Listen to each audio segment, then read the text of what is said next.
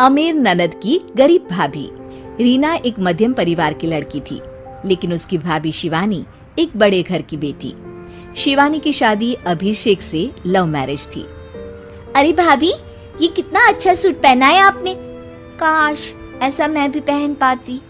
अरे क्यों नहीं रीना, वैसे भी तुम्हारा और मेरा नाप तो एक ही है, जब मन करे पहन लेना।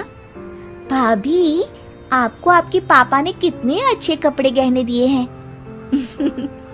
मैं उनकी इकलौती बेटी जो हूँ। बेटी तो मैं भी इकलौती हूँ, लेकिन क्या करे, पापा है नहीं, पता नहीं कैसे होगी मेरी शादी। तभी वहाँ शिवानी की सास आ जाती है। अरे क्यों नहीं करेगा भाई तेरी शादी धूमधाम से, आखिर जिम्मेदारी है तो उसकी। और वो दिन भी आ जाता है जब रीना की शादी तय हो जाती है। अभिषेक, क्या हुआ? आप इतने परेशान तो कभी नहीं दिखे, कोई बात है तो बताइए मुझे। अरे शिवानी, वैसे तो शादी का सारा इंतजाम हो गया है, लेकिन गहनों का रेट तो आसमान छू रहा है। कैसे क्या करूं, कुछ समझ में ही नहीं आ रहा। थोड़ी देर में शिवानी अपने पूरे गहने अभिषेक के सामने रख देती है। ये लीजिए, गहनों का इंतजाम भी हो गया। अरे नहीं नहीं शिवानी, मैं ये गहने किसी हालत में भी नहीं ले सकता। ये तुम्हारे पिता ने तुम्हें दिया था, और तुम हो कि। तभी वहाँ सास आ जाती है। अरे तो क्या हुआ, इसकी तो हो गई ना शादी, अब किसे दिखाने हैं इसने गहने। सास गहनों का डिब्बा शिवानी के हाथ से लेकर वहाँ से चली जाती है। रीना की शादी धूमधाम से होती है और अब वो बड़े घर की बहू बन जाती है।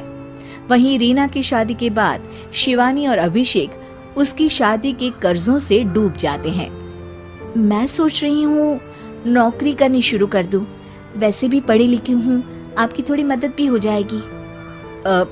वैसे शिवानी, कुछ दिन कर लो तो अच्छा ही होगा, क्योंकि जरूरत भी है।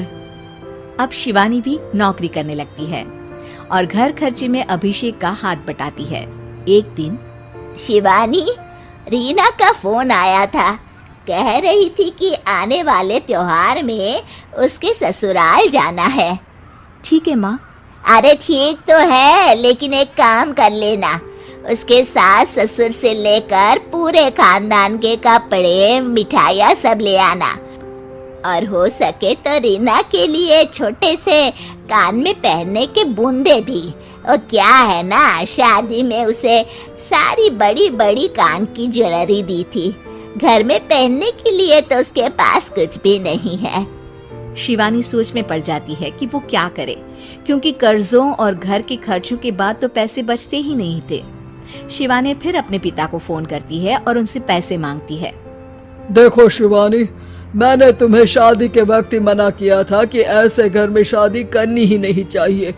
अरे अभिषेक को शर्म आनी चाहिए जो ससुराल से पैसे मंगवा रहा है।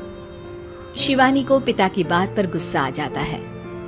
आप मेरे पिताजी हैं और मैं परेशान थी इसलिए आपसे मदद की उम्मीद की पापा। अभिषेक को तो पता भी नहीं है कि मैंने आपसे पैसे मांगे हैं। शिवानी सोचती है कि वो अभिषेक से बात करे, लेकिन फिर उसे लगता है कि वो टेंशन ले लेगा। तभी शिवानी की नजर हाथ के कंगन पर पड़ती है, सीधे बाजार जाती है और उसे बेचकर ननद के घर ले जाने का सारा सामान लेकर आती है और सास के सामने रख देती है। हाँ ठीक है, लेकिन फल थोड़े और अच्छी क्वालिटी के होने चाहिए थे। शिवानी कुछ नहीं कहती, वहाँ से चली जाती है। एक दिन शिवानी, रीना का फोन आया था, बहुत रो रही थी। क्यों माँ, क्या हुआ? सब ठीक तो है ना उसके ससुराल में? अरे तूने तो उसकी नाक ही कटवा दी। अब मैंने क्या कर दिया माँ? कह रही थी कि बड़े घर की बहू है भाभी, जो कपड़े दिए वो ब्रांडेड भी नहीं थे। तू तो जानती है ना उन लोगों का पहनावा कितना अच्छा है। तू तो मेरी बेटी का भला कभी सोचती नहीं। हाय भगवान, अरे बड़े घर की बहू है, इसी बात की जलन है ना तुझे?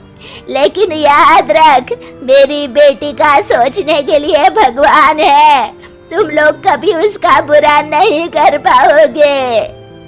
अब शिवानी के मन में सवाल था कि क्या ईश्वर सिर्फ रीना के साथ है, उसके साथ नहीं। लेकिन उसे सुकून था कि वो अभिषेक के साथ उसकी जिम्मेदारियों को निभाने में बराबरी की हकदार है। शिवानी वहां से चली जाती है। वो सास से कुछ नहीं कहती, क्योंकि अमीर घर की बहू बनकर रीना को भले ही सुकून ना हो, लेकिन गरीब घर की बहू बनकर शिवानी खुश है, क्योंकि खुशी पैसों से नहीं परिस्थितियों पर निर्भर करती है।